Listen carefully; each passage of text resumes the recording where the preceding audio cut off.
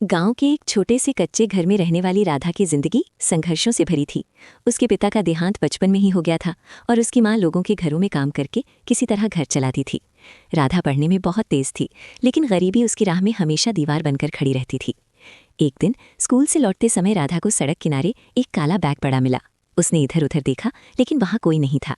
राधा ने धीरे से बैग खोला। अंदर नोटों की गड्डियां थीं। उसका दिल तेजी से धड़कने लगा।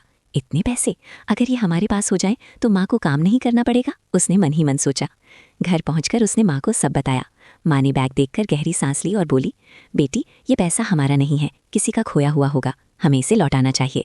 राधा थोड़ी देर चुप रही, फिर बोली, माँ, लेकिन अगर मालिक मिल ही ना पाए तो? माँ मुस्कुराई, ईमानदारी कभी खाली नहीं जाती बेटी।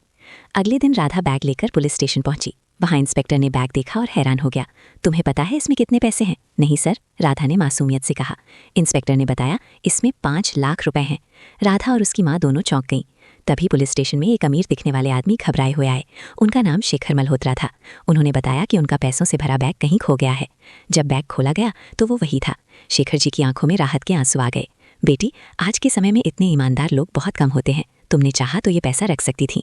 राधा ने सिर झुकाकर कहा, सर, माँ ने सिखाया है कि गलत रास्ते से मिली खुशी कभी सच्ची नहीं होती। शेखर जी कुछ पल तक उसे देखते रहे, फिर बोले, राधा, क्या तुम पढ़ना चाहती हो? राधा की आंखें चमक उठी। हाँ सर, लेकिन हमारी हालत?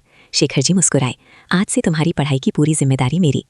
राधा और उसकी माँ को विश्वास ही नहीं हो रहा था, लेकिन कहानी में असली मोड़ अभी बाकी था। कुछ महीनों बाद जब राधा शहर के बड़े स्कूल में पढ़ने लगी, तब उसे पता चला कि शेखर मल्होत्रा सिर्फ एक बिजनेसमैन नहीं थे, बल्कि एक ट्रस्ट चलाते थे जो गरीब लेकिन ईमानदार बच्चों की मदद करता था।